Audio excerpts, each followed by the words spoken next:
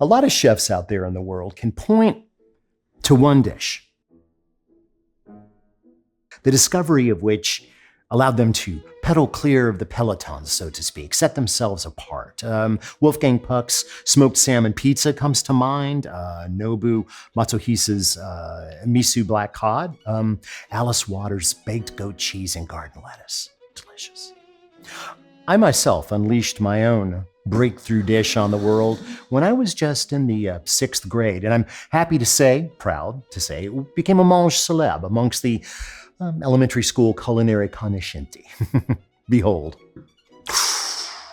Royal Brand instant chocolate pudding topped with Cool Whip. What's the big deal, you say? I flavored the Cool Whip with peppermint toothpaste. I did. Over the years, though, I've come to realize the royal pudding mix may not actually represent the pinnacle of the pudding craft. Cool Whip is just freaking weird, and toothpaste is gritty.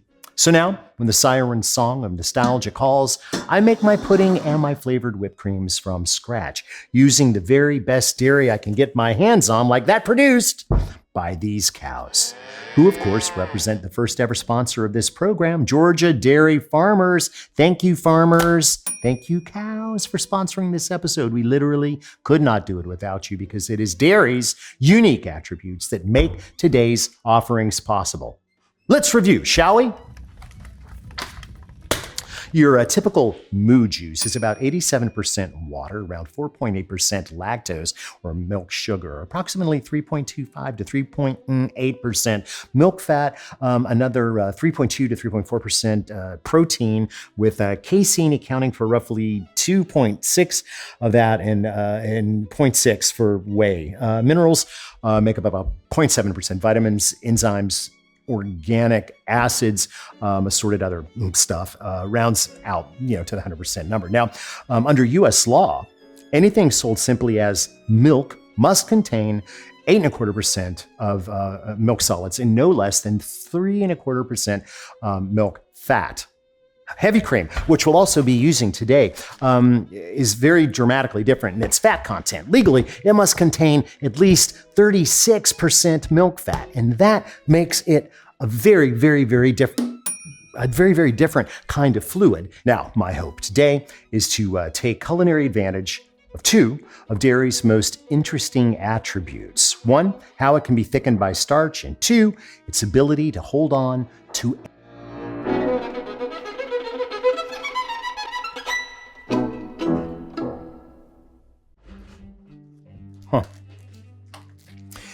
if you look through the 20 or so definitions of pudding in the Oxford English Dictionary, only since section 6 gets in the same zip code of what I think of when I think of pudding. A preparation of food of a soft or moderately firm consistency in which the ingredients, animal or vegetable, are either mingled in a farinaceous basis, chiefly a flour, or enclosed in a farinaceous crust. See dumpling. Cooked by boiling or steaming. Preparations of batter, milk, and eggs, rice, sago, tapioca, and other farinaceous substances suitably seasoned and cooked by baking are also now called pudding. So basically what this means is that as far as the Oxford English Dictionary goes, haggis is a pudding. And of course, plum pudding is a pudding, okay? They're set with starch, of course, but cool and spoonable goodness, they ain't. And just to muddy matters even further, in modern British vernacular, pudding now means dessert. Hence Pink Floyd's, "If you don't eat your meat, you don't get any pudding. How can you have your pudding if you don't eat your meat?" or whatever the hell the line is. Now, I know what you're thinking, and you're right. What comes closest is not pudding at all, but blancmange. A medieval, actually, molded kind of congealed salad, except smooth and white, as the name implies. It was once made from almond milk and pale meats, poultry, set with starches like elk-horn or isinglass, which is gelatin taken from fish flotation bladders. By the 1800s, it was typically based on milk and sweet flavors, no more ground-up quail. In the U.S., blancmange was a mid-century fancy dinner party kind of dessert. I think it's creepy. I made it once in culinary school, and not since. So what we can take from this is that it's safe to say that pudding, the pudding, when we mean pudding, is strictly an American phenomenon. And though rare in the halls of food history, this is a case of one person being responsible. Indeed. Say thank you to Thomas Kingsford, who devised a process for extracting a reliable form of starch from maize, aka corn. And in 1849, he opened a factory to do just that in Oswego, New York. If I'm saying that wrong, please, Oswegans, forgive me. By the way, just to be clear, this is not the guy whose name is on the bags of charcoal. That's another guy in another show. So when Kingsford cranked up his factory, it was mostly to make starch for textile manufacturers and laundry, pressing, but now he found himself literally a swim in starch, had to find some new markets. So his people decided to turn this starch into a mainstream kitchen staple. By 1861, or maybe two, Kingsford's Oswego starch was advertising as perfect for puddings, custards, blancmange, etc. Notice the patriotic imagery up there, a lot of that during the Civil War era. Now by 1909, we've got our first actual Kingsford starch advertisement that mentions chocolate pudding by name. The rest, history, really. Over the next couple of decades, manufacturers figured out how to pre-gelatinize, literally pre-cook cornstarch ahead of time and then grind it, making instant pudding possible. Like this one, Amazo. Get it? Amazo. Came out in 1949. So by the 50s, 60s, what have you, pudding was literally the most convenient dessert on earth, right? The problem is convenient and good are not always synonymous, are they? They're not. I do admit to being something of a pudding head when it comes to pudding, especially chocolate pudding. And when I want to make it, I typically want to make it fast. So yes, I use an instant mix, but it's my instant mix. Oh, bother. Let's see.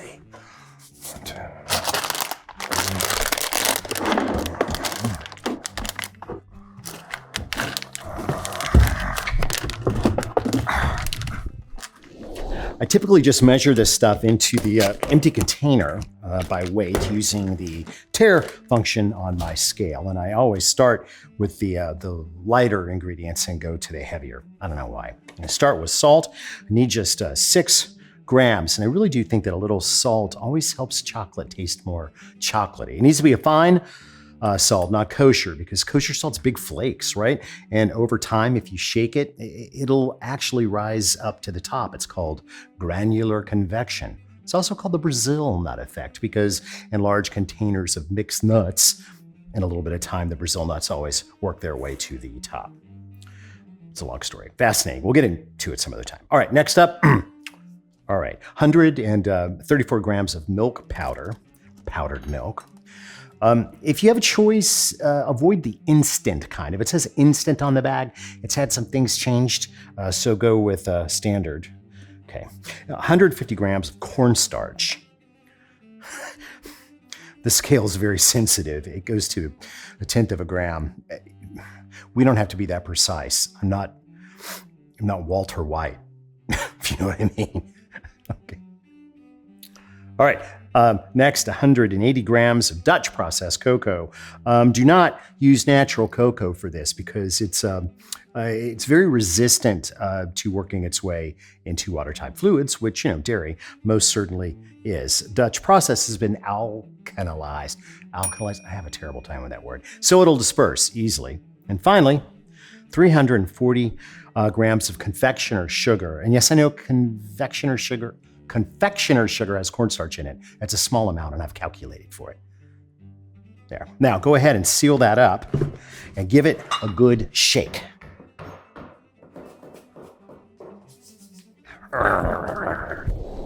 The convenience innovation for today is from now on, I'm going to keep my mix in little baggies, 200 grams a piece, so that I can just grab and go and make any time pudding time.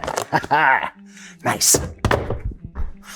I forgot I was completely going to make some pudding. We are also going to require the services of a pint each, 16 fluid ounces, 2 cups each of whole milk, and heavy or whipping cream. They're the same thing. So yes, this is going to be an extremely creamy pudding. And I know what some of you are thinking. You're thinking, oh, we don't want that much fat, Alton, so we're just going to do this with the milk. And you know what? You could do that. It would work. Or you could use, I don't know, 3 cups of milk and just 1 cup of cream. That will work too.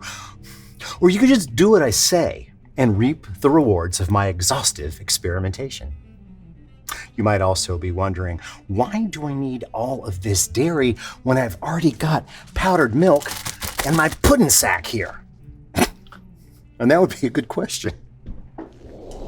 Here's your answer. Remember these milk solids, lactose, proteins like casein and whey? Well, I want more of them, right? Because they can modify the texture of the gel that we're getting ready to create, making it smoother and more complex. But I don't want to add more liquid to this situation. So that's why I add powdered milk to my instant pudding mix. Don't even think of it as milk per se, but as a texture modifier that's a secret weapon for many pastry chefs. You know what it is? It's pudding conditioner. Enough talk! We cook!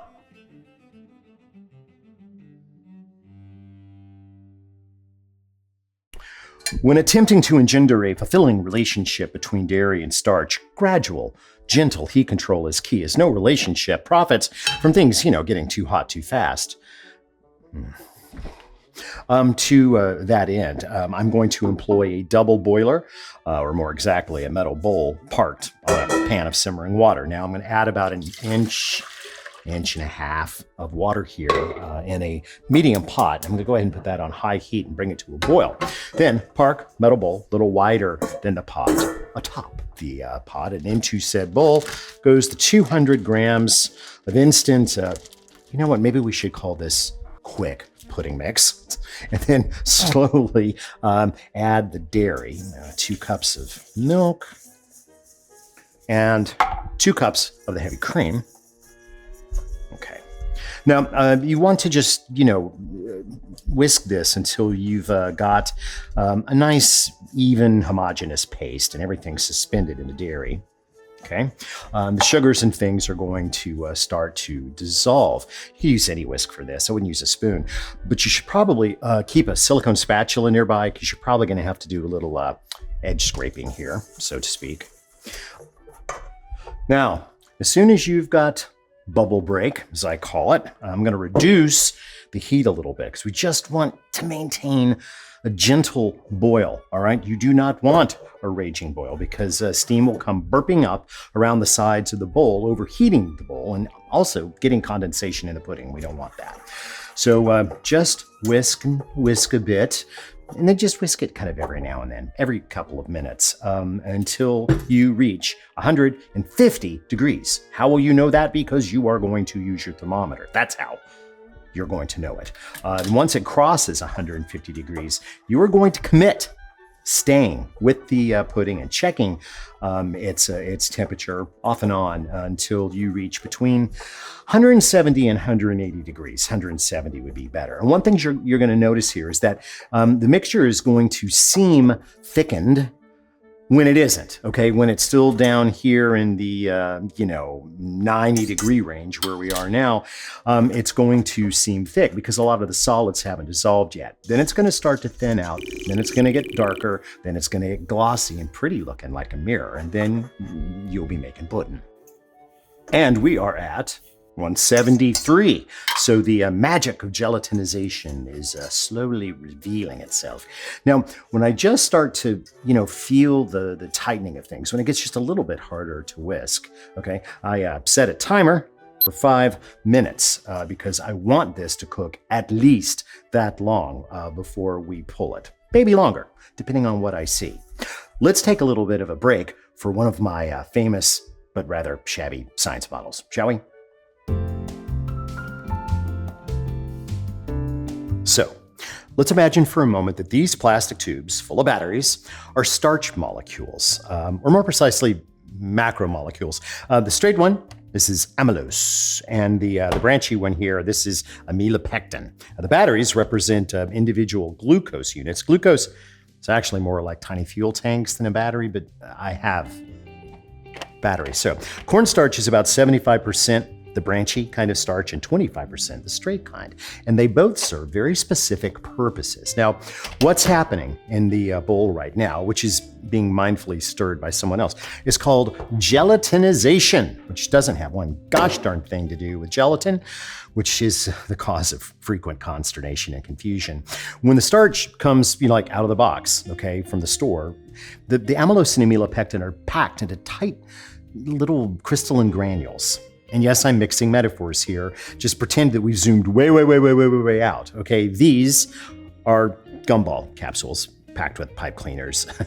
The blue ones are amylose, and the red ones, those are amylopectin. Work with me, people. So, as the granules heat up inside the dairy, right, they soften and hydrate, swelling considerably in size, thus slowing down the traffic in the custard, so to speak. Eventually, some of the straight amylose chains come out of the granule structure and just wander off, forming all kinds of associations and entanglements, thus further slowing the flow of the liquid.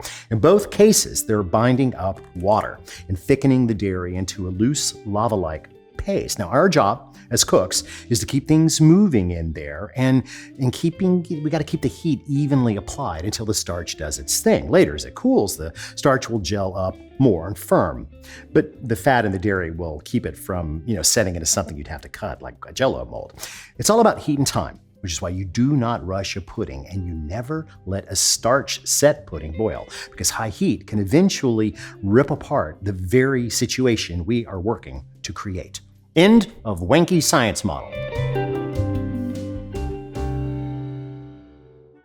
All right, we've been cooking for about 20 minutes total, and the last 5 of that has been above 170 degrees. So this is pudding. This is pudding. This is as thick or as tight as it's going to get when it's here over the heat. So we're good. I'm going to kill the heat and add the last ingredient, a teaspoon of vanilla extract. I always add that at the end because I want it to be at full potency. And since it's got alcohol in it, some of that could be lost to the atmosphere. There we go.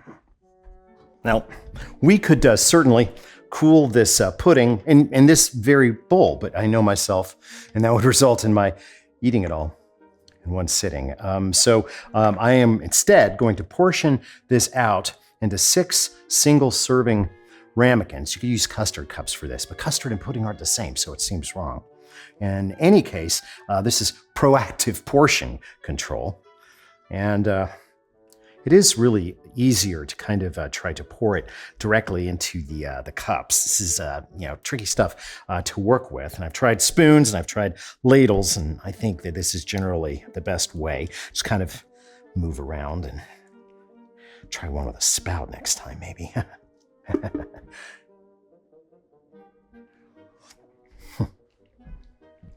Now, as the pudding cools, moisture will evaporate off the surface, and the proteins left behind will create an extremely thin and extremely unappealing skin, which is tough to remove. This can be prevented by simply laying plastic wrap directly on the pudding surface. So I'm just going to do that now, and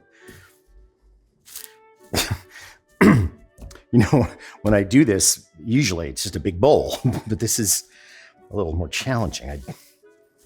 I could. Come here.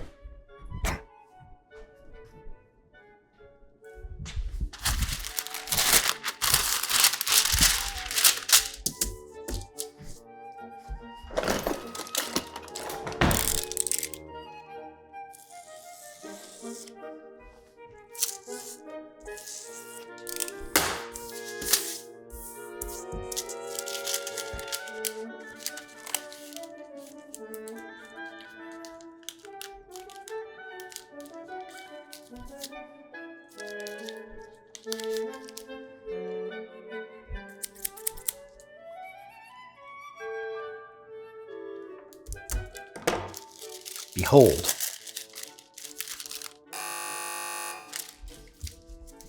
cartouches. I will apply these to the surface and then let somebody else around here wrap these in plastic for refrigeration storage, because I lack the skills and the patience to mess around with plastic wrap. These are French, by the way. They use them all kinds of things. It's a great reason to have parchment paper around. We should do a whole show about parchment paper. There. Now somebody come wrap this in this stupid plastic in 1 hour. In 1 hour, I'm going to my office. Now, after cooling on a rack for an hour, you're going to refrigerate for 4 hours to thoroughly chill, because nobody wants to eat hot pudding. Unless, of course, you're talking about the obscure soul band whose 1998 project Self-Saucing included a track called Too Much Booty, which is exactly what you'll have if you eat all of these in one sitting. Okay, let's turn our attention to some milk on milk action. It sounded wrong.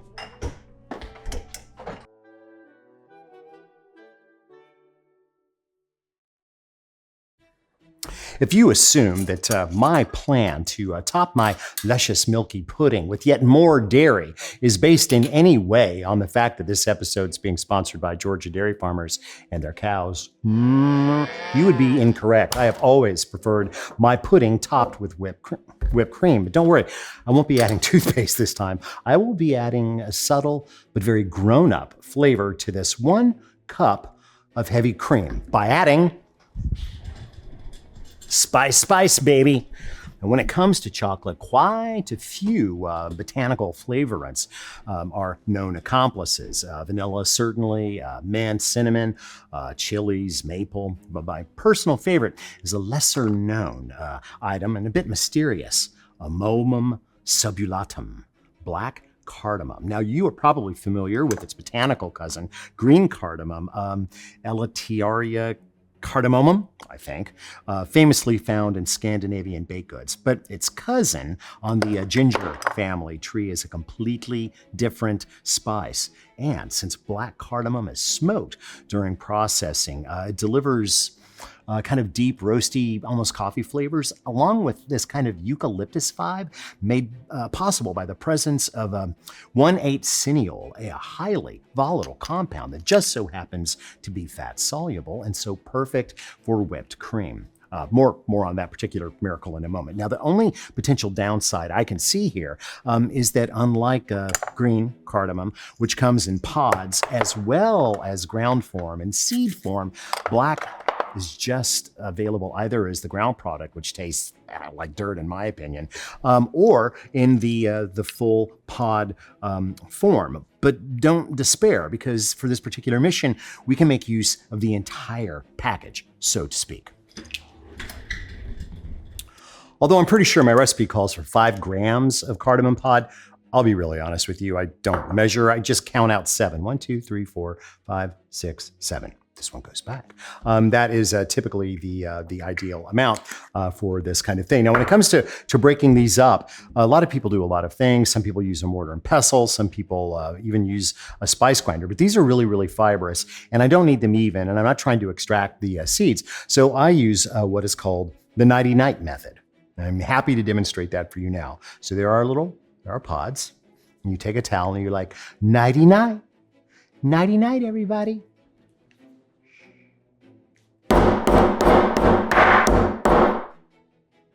That's why I don't need therapy. Good morning. Oh, look, you're all crushed and dead. I'm sorry. Now, right into the jar, and this feels so much better now. Okay, refrigerate this for an entire day, 24 hours. Now, could I speed up this process by heating the cream and then steeping the cardamom in it? Why, yes, I could. But I'm not going to, because of 2 factors. 1, using heat possibly would extract some flavors from the pods that I don't actually want. But even more, it would dissolve the fat crystals inside the cream that we need for successful whippage. Now, would those crystals grow back if I chilled it again in here after the heating? Yes, mostly, but guess what? The crystallization process would take a lot longer than just chilling. It would take overnight. So, more work, flavors that we don't know about, and no time saved. So no. Now, could I just skip the cardamom thing entirely and just make everyday whipped cream for the pudding? Yes, of course. But this stuff is going to be so good that I am willing to wait a day to eat that pudding. And I want that pudding bad. I want it bad. I want it bad.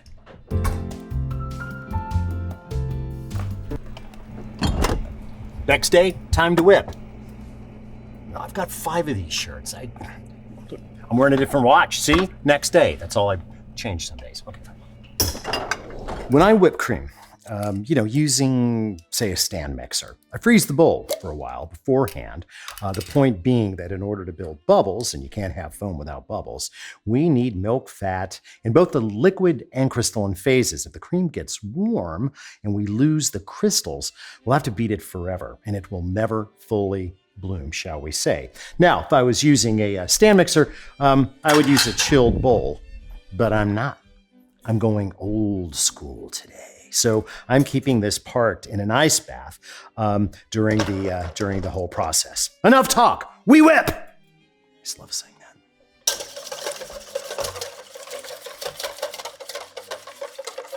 Notice if you try to like strong arm your whippage, you're going to end up like Quasimodo. Like, sanctuary. Just keep your wrist loose and let your arm kind of wag your wrist. And if you've got a decent whisk that's got kind of a knobby handle, you'll be able to kind of just sling it like that. It's kind of like playing snare drums. So I've been told. I've got sugar and salt that needs to go in here, but I'm not adding it until I've got a good foam already started. The reason for that is that both salt and sugar will steal water, and I need all the water right now to help build bubbles. I'm doing this way because people say, well, you can't do anything without a big expensive stand mixer. I'm like, yeah, you can. We're just going to be here a minute. You know what I'm saying? I usually have assistants do this. Oh yeah, that's a fresh arm. Look at that go. Oh yeah. Okay, I'm going to put the salt in first, and that's just a pinch. Literally, it's like done. That's all. And the sugar I'm going to add in kind of little doses. Just there, that's good. It's never a good idea to do this with a black shirt on. Now, if I get this going good, the bowl will rotate itself in the ice. And we'll get the rest of the sugar in. And now we're good to go. At this point, what's happening is that the bubbles are actually getting smaller. We made big bubbles, and then the bubbles are slowly breaking down in size, creating a finer foam. Of course, if we were to do this too much, which really isn't going to be a problem today, we would squeeze all of the fats together so much that we would make something called butter. Now I'm going to start trying to kind of really get some air worked into it. Typically, a deeper bowl would be a better idea, but we'll get there. There, it's like another 3 minutes, maybe 2, no big deal. Now, this is what we've got. We've got stiff peaks.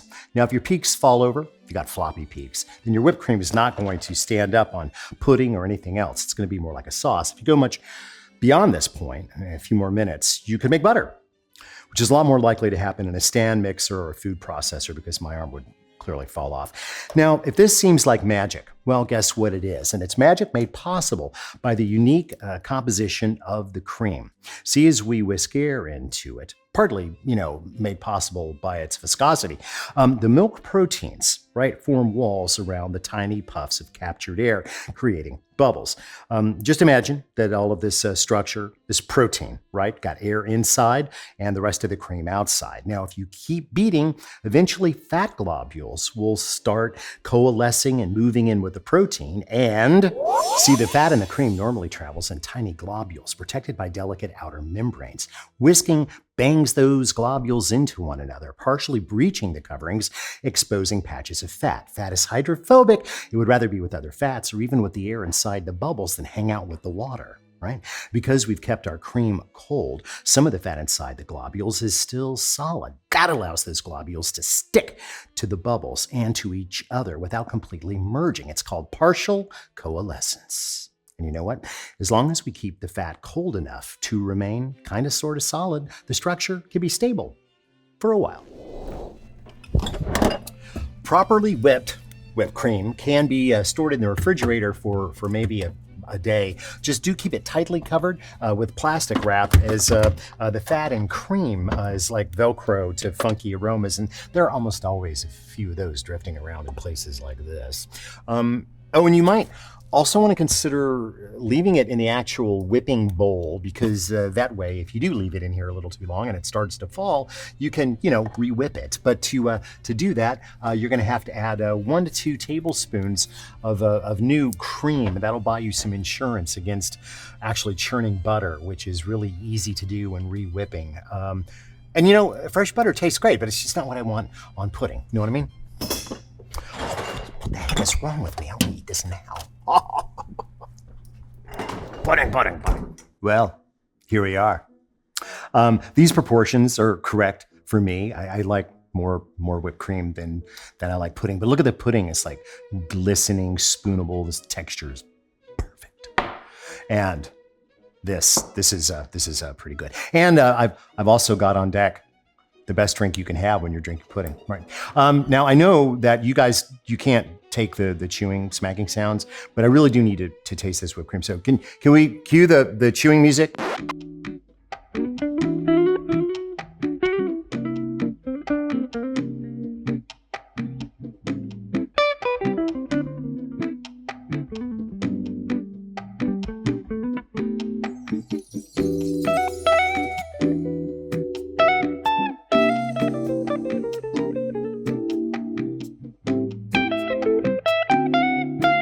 Now, am I back? Okay, good. Amazing.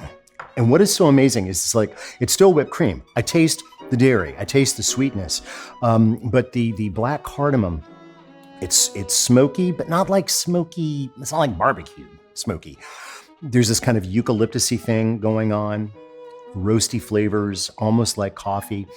And the thing that's so cool is that, remember, the main volatile compound, 1,8-cineol, is extremely volatile, right? So I'm getting most of this retronasally, meaning that I'm smelling it before it even gets to me. And then as it goes in and the heat of my mouth starts to melt all the fat and all those little bubbles pop, and the aroma goes up into my nose. So I'm really smelling it while I'm eating it, and that is just perfectly okay with me. So, I guess there's really nothing to do here but for me to enjoy this. And to be quite honest, since you're not going to be watching me eat, I'm going to do this the way I used to do when I was a kid.